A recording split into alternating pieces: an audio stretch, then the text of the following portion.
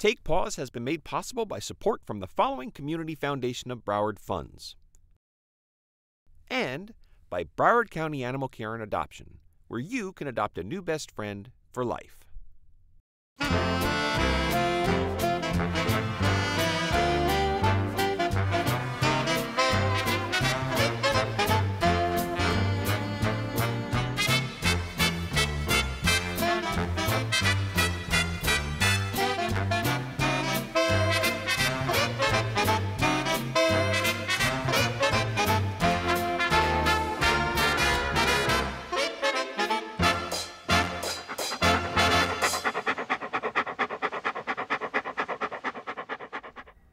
Hi, and welcome to Take Paws, a great show about the great pets that always seem to find a way to put a smile on your face.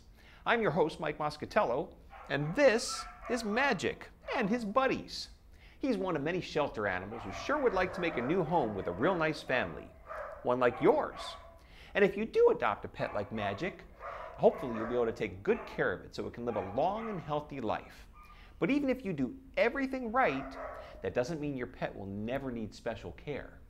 If you've ever owned pets before, you know that they can be clumsy just like us. And boy, can they get into things they shouldn't.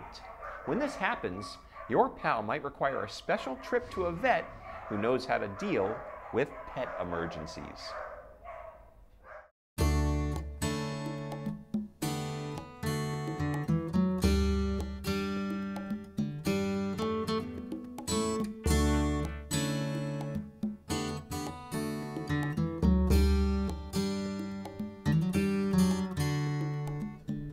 We see a lot of different types of emergencies in veterinary medicine. I think that the ones that are the most obvious to owners would be the ones where the animal is having breathing difficulty. I think those are the most common where the owner will walk in and say, there's definitely something wrong with my dog or cat.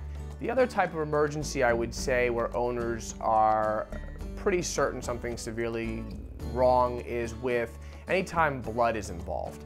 If they vomit blood, or for obvious reasons, if they were in a traumatic incident, hit by a car, and happen to either fracture or, like I said, have blood in the area, that's when I think owners are most dead on about something that needs to be dealt with in a pretty quick fashion.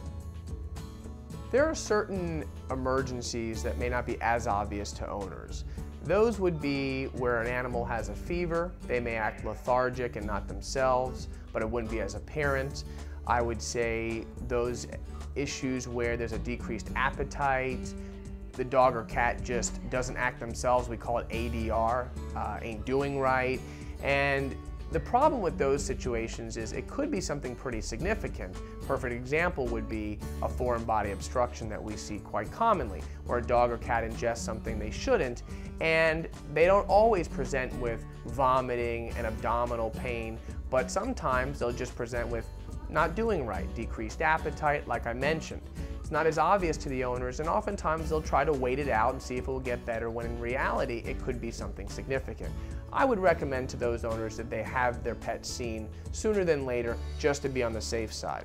The last thing I would say is cats are a little different than dogs. They tend to hide when they're not feeling well, so it's not uncommon that we'll have someone say, oh, my cat was just hiding under the bed for a few days or so. And in those situations with cats, we think owners should be a little bit more prudent and probably take them in even sooner if they see that a cat is hiding and not acting themselves.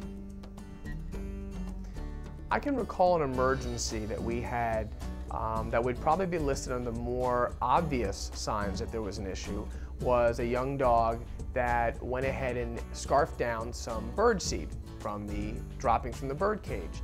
And the dog, all of a sudden, the owner saw this and the dog started having some trouble breathing. Once again, I said the trouble breathing is an obvious sign. The owners rushed the dog right in here, and upon scope examination, we actually found some birdseed pellets lodged in the smaller airways of the lungs, and were able to remove, I believe it was 2 of them, and the dog did great.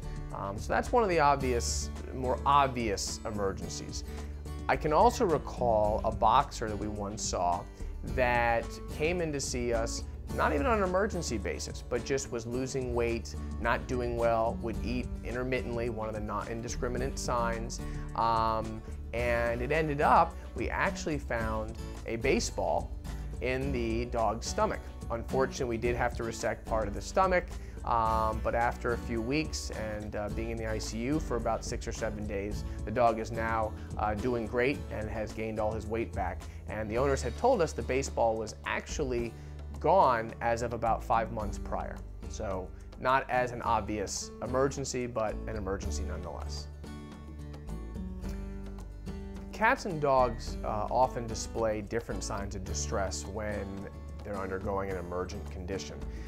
Like I alluded to a little bit before, cats will often tend to hide when they're not feeling well versus dogs that oftentimes will still stick around the owners. However, there are certain situations, even in dogs, where a dog will go off on their own if they're not feeling well, but it's not as common as we do see with cats.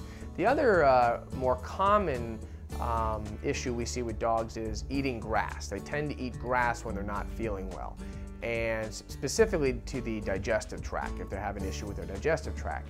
And it may be because dogs are out of the house more than cats, but we definitely see it more in dogs. The other thing I would say that's a difference between dogs and cats is that with a foreign body ingestion, it's usually a dog that tends to get into things they shouldn't and ingest things they shouldn't. Cats tend to be a little bit more discriminate as to what they eat. However, cats do happen to like sewing needles, threads, strings, things like that. So you should be cautious as a cat owner.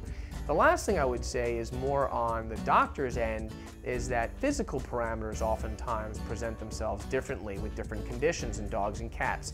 So once again, another important reason to get your pet to a veterinarian as soon as possible, even at the slightest change in attitude or behavior, so that they can properly assess them.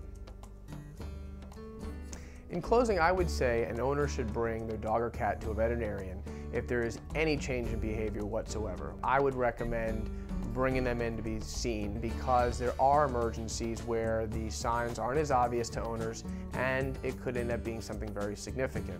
Always err on the side of caution is what I say, and I think that's what I recommend to my clients.